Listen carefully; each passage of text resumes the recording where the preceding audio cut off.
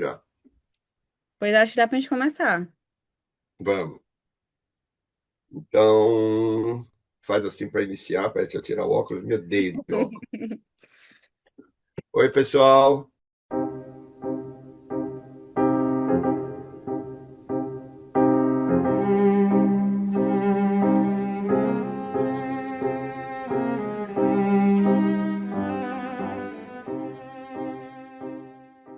Bem-vindos Olá!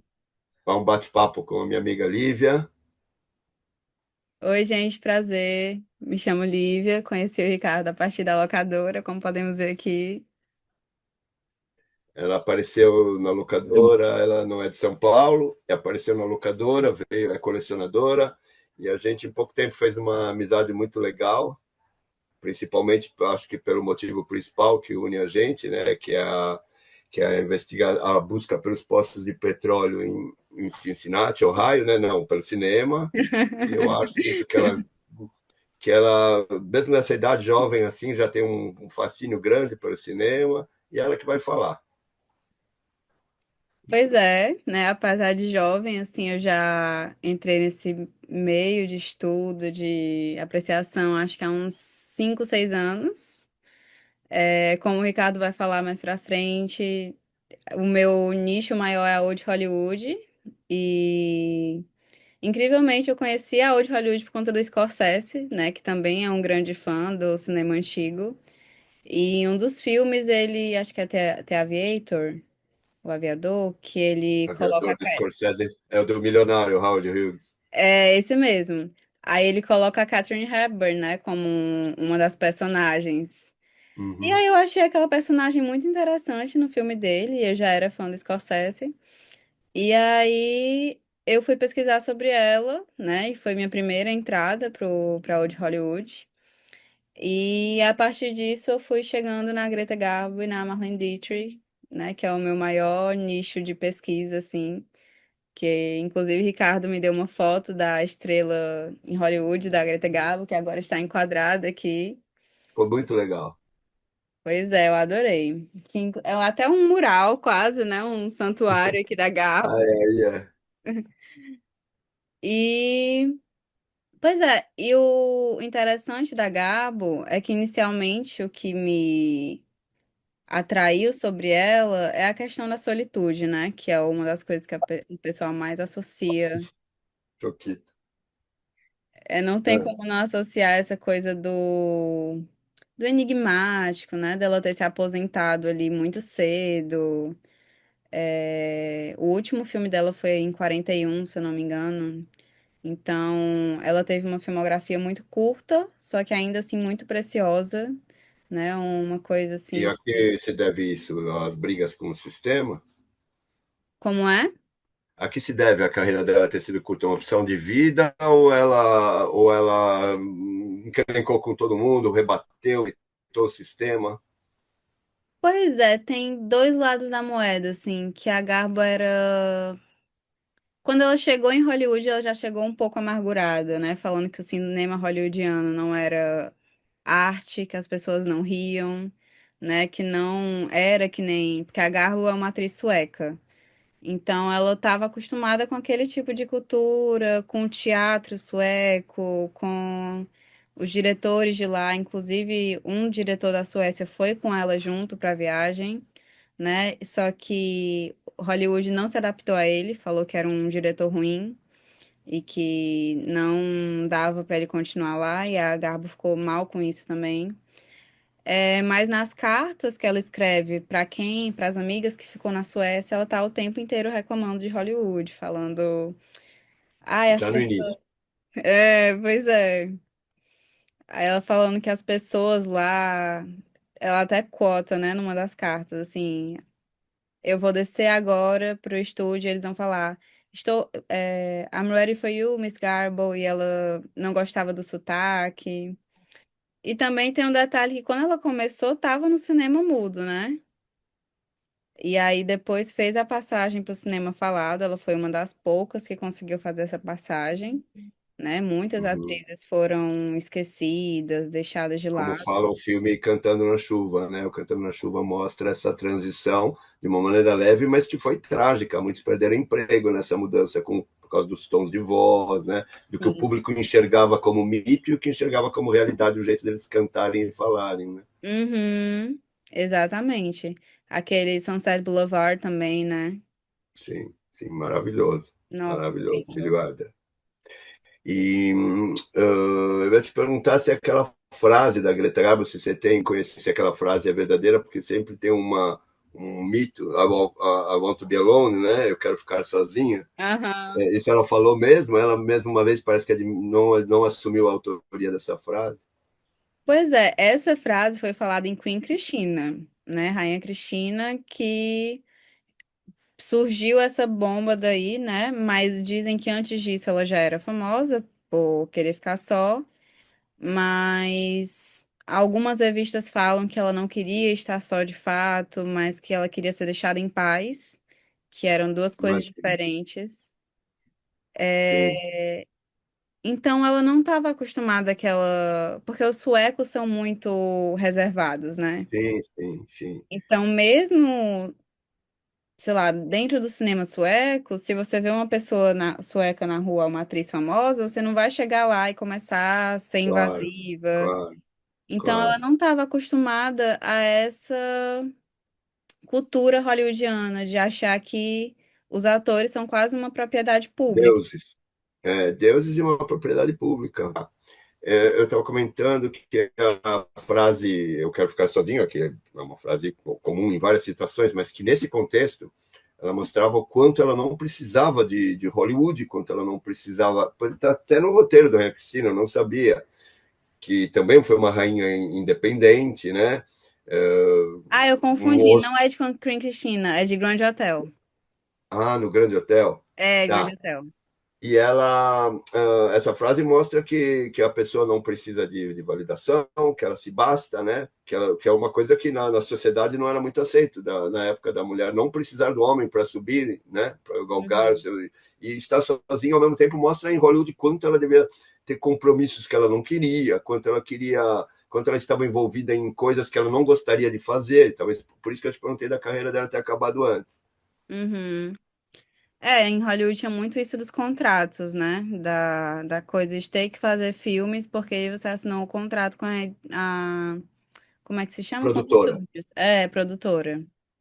Então a Betty Davis chegou a processar a Warner Bros, né? E perdeu o processo. A Olivia de Havilland ganhou o processo. Mas todas elas tinham essa questão, assim, com por que que eu tenho que fazer esses filmes ruins, né? É o Esse caso da Frances Farmer, né? Não sei se você sabe para falar alguma coisa dela, Não, me conta. que é a da lobotomia, que a Frances Farmer fez Meu Filho é Meu Rival, do Howard Hawks. A Frances Farmer, ela recusou a continuar uma filmagem, era prejuízo para um monte de gente e ela foi obrigada a fazer, né? Fizeram uma operação Uhum. nela, que passa no filme Friends, uma lobotomia, sem autorização. Aparece isso no filme Frances com a Jessica Lange, de 82. Não sabia, passaram. Chegou a extremos, né? A Judy Garland também. A Judy Garland foi outra que protestava e teve problema com as drogas, internação discutível, né? Como quando Hum, internaram ela para um tempo depois ela voltar, ela não queria. Um monte de situações assim. sim. Não É, só com mulheres, com homens e mulheres, mas claro que a mulher era mais mal vista quando se rebelava assim, né?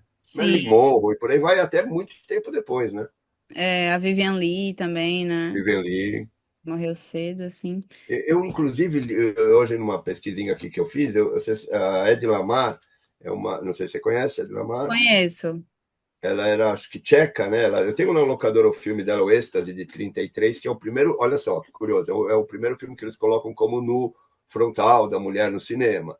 Não. E eu fui pesquisar, ela até anotei aqui, quer ver o que ela fez? Ela participou de olha só, a Ed Lamar, onde que eu anotei? Ela desenvolveu um sistema de comunicações de telefonias junto com um pintor russo, Georges Antier, não sei se é assim que pronuncia, Antier, e que serviu para as Forças Armadas. Então você fala, puxa vida, a mulher que tinha essa cabeça, assim, para a ciência, né? Não sei a formação dela qual era, e Aham, ela ficou conhecida. Eu venho saber isso só agora. O que eu conhecia dela era que ela tinha feito o primeiro nu. Dá para a gente discutir bastante essa questão aham.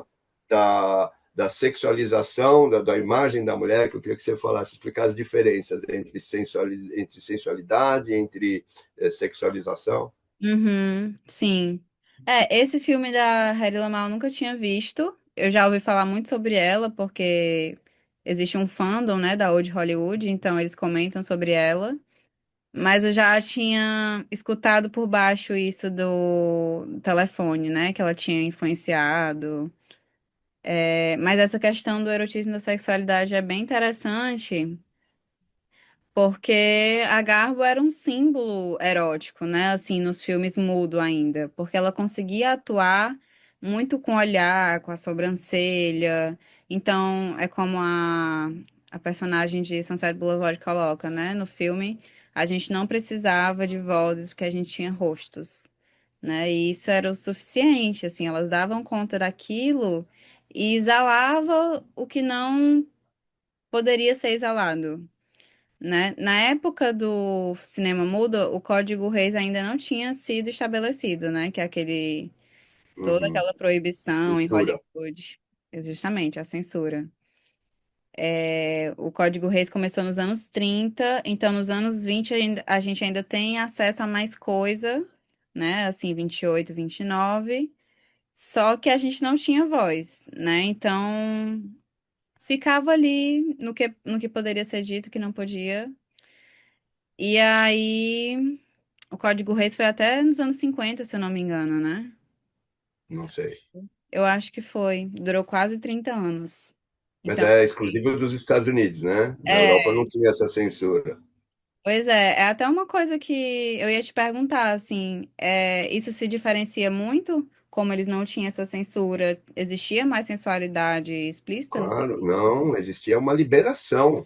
Eu uma vez assisti um filme eu tive esse filme em VHS, como é que ele chama? Deixa eu já vou lembrar. Haxan, A Feitiçaria através dos Tempos. E você imaginar que, claro, para o nórdico, é dinamarquês, né? Para o Hum, nórdico, essa questão do diabo, do mal, do bem, desde a pintura barroca, ele é mais aberto, né? Ele é mais, tinha o Hieronymus Bosch pintando sexo pelas telas em plena reforma, né, com toda aquela inquisição antes. E o Roxane tem uma cena em que o diabo está transando com uma mulher num filme, isso em nossa, 1926. Coisa que em caramba. Hollywood, imagina se isso seria permitido, mas em forma de diabo mesmo, com os chifres, numa cena forte, e aí a gente fica todo num contexto num filme, não é uma coisa para provocar, que em Hollywood seria normal isso aparecer para provocar, né? Uhum, E a coisa é feita no contexto do filme, dos pecados, né? De mostrar o que aconteceria com o personagem. Então, tudo que Hollywood, na época, por isso, daí vem até a explicação um pouco, porque você fala da Greta Garbo, né? Ela sentia que é uma liberdade maior de ser ela mesma no país dela, na Suécia, do que nos Estados Unidos, né? sim. Por parte moral e tudo, por parte de já ter alcançado lá muitas coisas, mas a fama veio em Hollywood, né? Porque é o que o mundo até hoje assiste.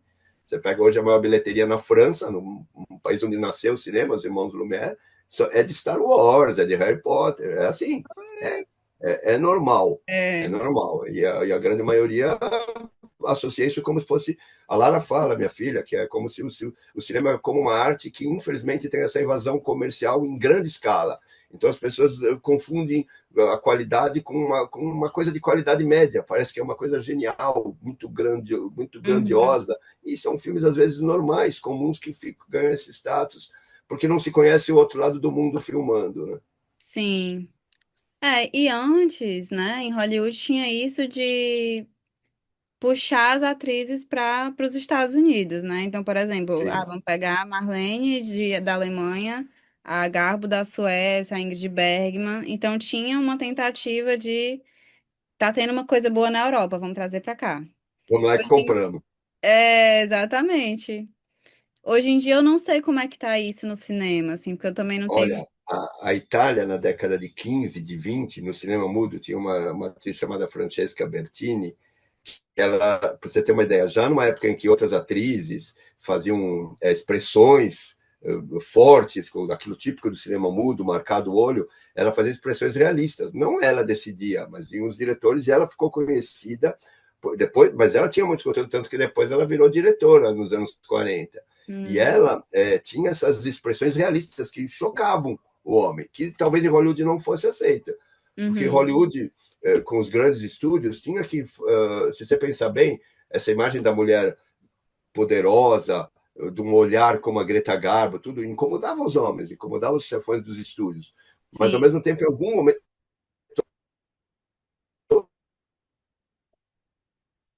Pera aí que travou. Um momento, pera. Não, eu tinha pausado. Agora voltou.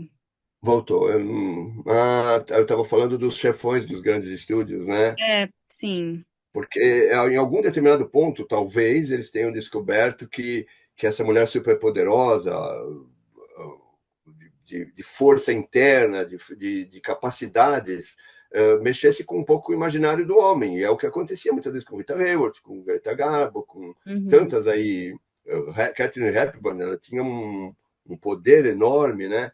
E isso mexia de alguma forma, e isso contribuía talvez até para a sensualização, porque eu, até jovem, via a Greta Garbo como um símbolo de beleza, não conheci quando eu não gostava de Hollywood. Uma beleza uhum, diferente, forte, vigorosa, né? O que sim. você pensa disso?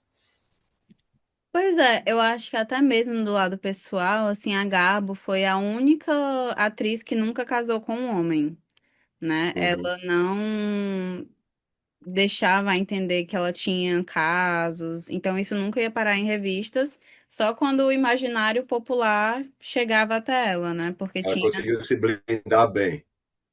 Como é? Ela conseguiu blindar bem a carreira, a vida pessoal dela, separar da carreira. Sim, exatamente. É, sendo que, tipo assim, justamente por conta dessa coisa enigmática da Garbo, mais as pessoas projetavam nela, né? Como tem um Claro. vazio ali, as pessoas vão tentando assim, encher esse vazio. Só que aí isso dava a entender, tipo assim, tá, mas o que que é a Garbo em si, né? Mas a Marlene, ela, por exemplo, ela casou cedo com um homem para poder ter as outras relações dela privadas. Então ela Olha, tinha o que era chamado de casamento lavender, né? Que sim, é um de casamento. fachada. Isso. Que era quase assim uma proteção. Tipo assim, não, eu tô casada ali no documento, então eu posso viver minha vida sem a polícia vir bater aqui na minha porta. Nossa. Aí nos anos 30, a Marlene foi quase presa, né? Por ter sido usado calça em público. Tu sabia dessa história? Não, não sei. É, essa história é muito boa. Ela, Peraí, então a mulher não podia usar calça? Que década aí? eu acho que foi no início dos anos 30, mas talvez não tenha sido. Eu não lembro se foi nos Estados Unidos.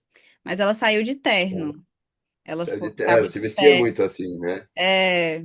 Aí ela saiu de terno, gravata. E aí falaram: se você aparecer novamente desse jeito, você vai ser presa.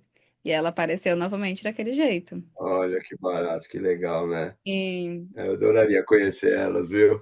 Nossa, eu Adoraria. A Greta também. Garbo e a Marlene. Você vê que engraçado, a Marlene Dietrich, depois de uns anos, ela foi fazer testemunho de acusação. Vários filmes em Hollywood nos anos 40, 50, onde ela ainda tinha esse poder, né, perante as coisas, assim, de aparecer forte, de aparecer como a mulher fatal, né, que chamavam, que ela mudava a trama, e aí não à toa com Billy Wilder, com outros cineastas que tinham liberdade em Hollywood de fazer roteiros mais críticos, ácidos com o sistema, ela foi escolhida para muitos desses filmes. Sim.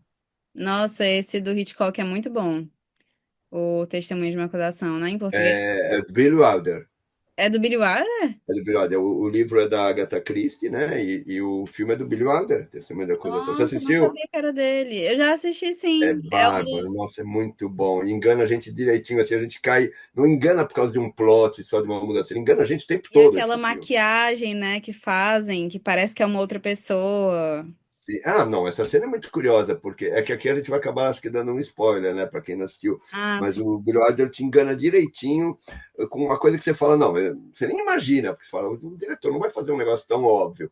E no final você fala, nossa, eu também fui enganado o tempo todo. Isso é força de roteiro mesmo, de Uhum, realização de roteiro. E ela, a atriz que era, ela engana a gente também facinho, né? Põe no bolso sim. facinho, com o Nossa, poder que ela tinha.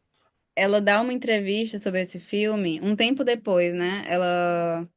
Um cara faz uma entrevista com ela e aí ele fala: Ah, você tá que nem a Garbo, você não faz filme há muito tempo. Uhum. Aí ela começa a falar: Eu acabei de fazer o Witness for Prosecution. Enfim, começou a fazer. Como é em português o nome? O que a gente tava falando. Testemunho de acusação, Pronto. witness for Aí. prosecution, né? É isso que É. você. Aí ela fala: Não, mas eu acabei de fazer esse filme. Aí ele fala: Não, mas. Seu último filme foi tal, tal, tal, você tá se afastando do cinema. Ela fala, não estou me afastando do cinema, eu acabei de fazer um filme. E aí ela passa a entrevista inteira tendo que cortar esse jornalista que tava dando a entender que ela não tinha mais papéis, né? Porque Estava por a- baixo. é, Nossa. e a Betty Davis e a Joan Crawford estavam passando por isso, né? A Betty Davis chegou a postar o currículo dela no jornal, Ah, falando, é? foi essa história. Nossa, quanta coisa que eu não sabia. É porque o nicho de Hollywood você vai achando uma informação e aparecendo outra. O que é? Me conta, o que ela fez do jornal aí? Ela postou o quê? Então, na época, você poderia colocar um anúncio no jornal com o seu currículo. Aí ela colocou o currículo dela, depois eu vou te mandar essa imagem. Mãe, Ah, atriz, eu quero ver aí que já barato. atuou na Broadway. Aí ela colocou todas essas informações que ela tava com tanto ódio, que foi Ah, na época de o que aconteceu com Baby Jane, né? sei, 62. Pronto. Aí ela não estava conseguindo mais papéis porque eles não valorizavam mais elas, né? Elas já estavam mais velhas. Própria Hollywood Envelhecidas. não queria mais mostrar a imagem delas assim envelhecidas, né? Não queriam É a própria história do filme do Billy Wilder que você citou, o Sunset Boulevard. sim. O Crepúsculo dos Deuses com a Gloria Swanson é isso, né? Nossa, o nome em português é O Crepúsculo dos Deuses. Crepúsculo dos Deuses, bonito até eu acho o nome. Incrível. Você não me comprou esse não no dia? Eu Esse acho que DVD? eu Será que acho, você comprou ainda? eu não Porque eu lembro. vendi ele recentemente, eu preciso até comprar de novo, estou sem nenhuma na locadora. E ela é uma atriz que envelheceu e que a mente dela produz até hoje, se acostumou, como é hoje as redes sociais, né? Como hoje acontece dinamicamente nas redes sociais, alguém que perde de repente tudo que conseguiu, ou que o canal é bloqueado, a pessoa não sabe sobreviver. E ela, naquela época, não sabia sobreviver sem estrear, sem pessoas bajulando ela o tempo todo, né? Uhum. Ela entra quase num episódio psicótico ali, né? Sim, sim, sim.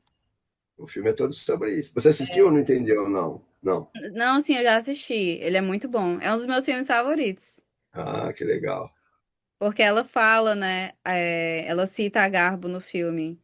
Ela Sim, fala: não temos quase mais nenhuma atriz daquela nível de qualidade, só a Garbo. sim.